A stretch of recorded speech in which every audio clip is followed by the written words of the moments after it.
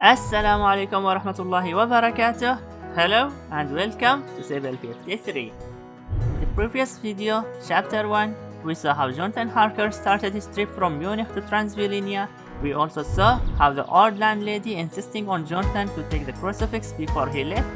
And finally, how Dracula welcomes Jonathan at his castle. To watch the previous video, link in the description. Before we start, I would like to request you to like, share and subscribe. Without further ado, let's get started.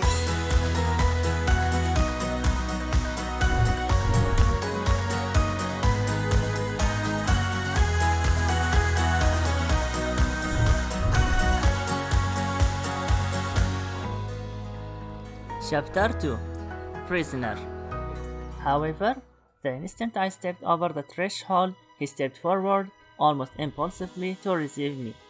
His firm handshake was similar to that of the carriage driver, and for a moment I thought maybe they were the same person. He took my bags from me. When I protested, he said, No, Mr. Harker, you are my guest.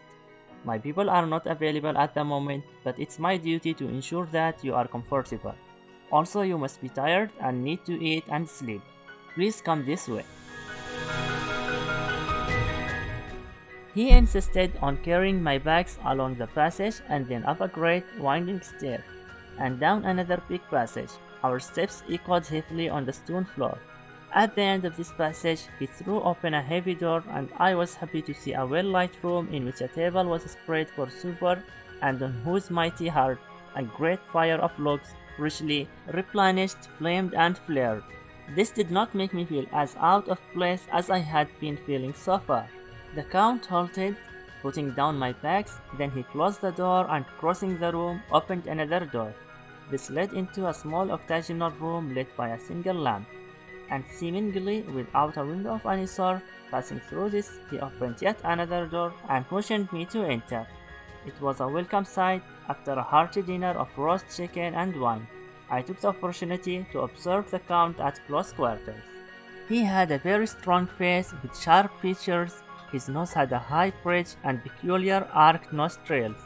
He had a high, regal forehead with hair growing cantily around the temples, but profusely elsewhere. His eyebrows were very thick, almost meeting over the nose, with hair that seems to curl. The mouth, as far as I could see under the heavy mustache, was fixed and rather cruel looking. He had peculiar sharp white teeth protruded over the lips, whose remarkable red color shocked me. His ears were pale and extremely pointed at the top. The chin was broad and strong, and the cheeks firm, tough thin. He was an extremely pale man, as though he never ventured out in the sun. Soon I took the Count's leave and retired to my bedroom. For the last couple of days, the Count and I have talked about the estate that he was planning to buy in England, with my help.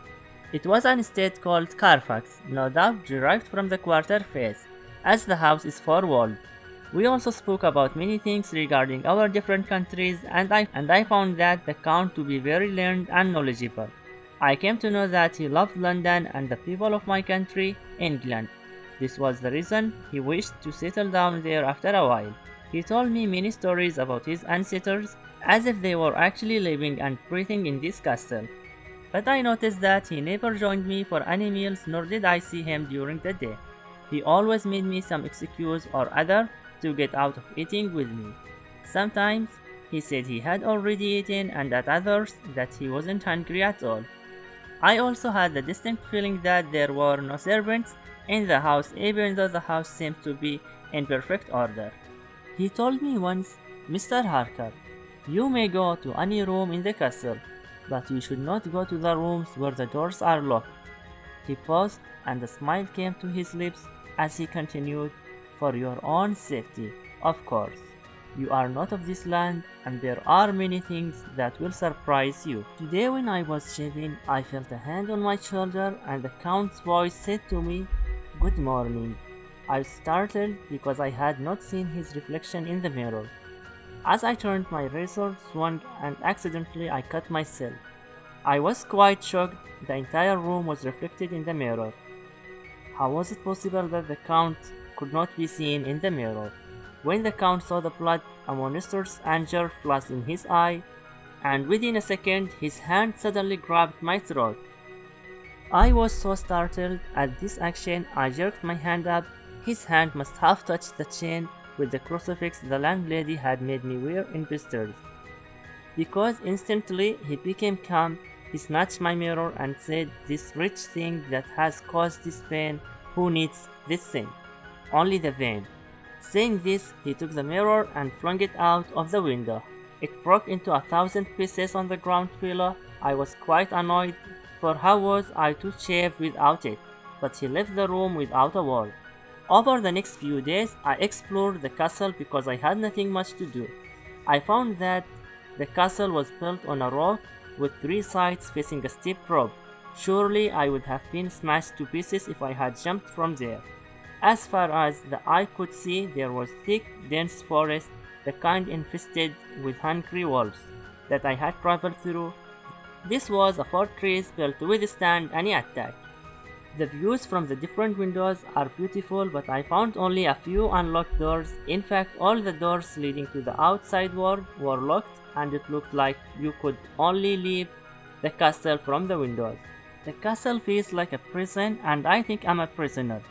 When this thought came to me, I ruined the castle in a hurry, trying every door and looking out of every window. I behaved like a rat does in a trap. The more I thought about it, the surer I became that I couldn't talk to the Count about this. The Count knew well enough that I'm his prisoner. See you in the next week, inshallah.